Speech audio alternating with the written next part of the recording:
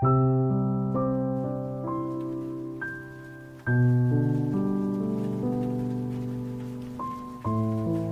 bersahabat dengan sebuah sungai. Sejak muncul dari mata air di gunung itu, ia segera mengenalku dan tampaknya telah jatuh cinta kepadaku. Ia tidak bertepuk sebelah tangan. Tentu, aku tidak tahu mengapa. Pada hakikatnya, ia baik. Meskipun perangainya suka berubah-ubah menurut penilaian sementara orang. Ia menjalani hidup yang sukar. Begitu muncul dari mata air, ia harus mencari jalannya sendiri. Meliuk-liuk, terus bergerak agar tetap dianggap sebagai sungai.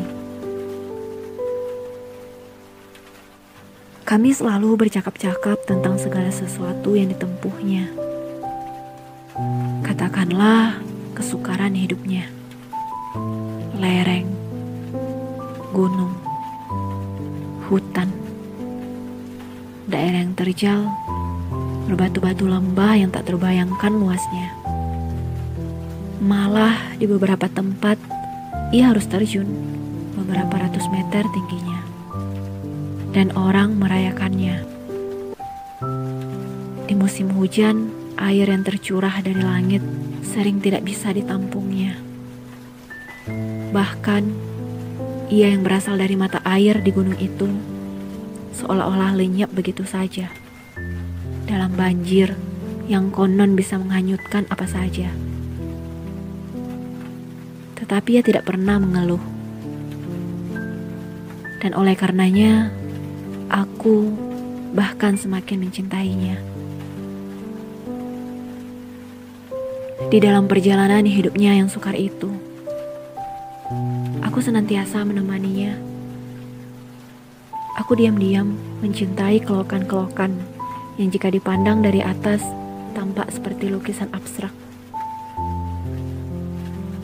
Aku diam-diam mengagumi suara riciknya ketika ia bernyanyi menghindari bebatuan, disaksikan oleh pohonan rindang yang suka tumbuh di sepanjang tepinya.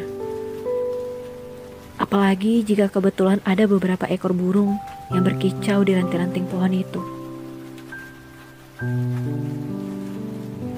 Aku, terutama sekali, suka diam-diam terpesona oleh gemuruh suaranya. Ketika ia harus terjun dari ketinggian ratusan meter itu, mengingatkanku pada beberapa penggal sampak dalam gending Jawa dan simfoni Beethoven. Di beberapa tempat, ia bahkan menggodaku untuk terjun ke airnya yang jernih dan tenang. Ini adalah puncak cinta kita, katanya. Singkat kata, kami senantiasa bersama-sama. Sampai pada suatu waktu, ketika kami harus menyeberangi sebuah padang pasir, ia tampak bingung seperti putus asa. Bujukanku tak mampan. Aku akan lenyap dan meninggalkanmu, katanya. Tidak, kau akan menyusup di bawah samudera pasir itu dan tidak lenyap, kataku. Aku sendiri sebenarnya agak ragu-ragu dan cemas.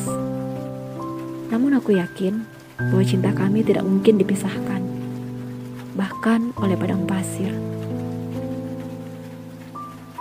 Kami pun ternyata memang harus berpisah, meskipun tetap saling mencintai. Katanya ia akan menyusup di bawah samudera pasir itu.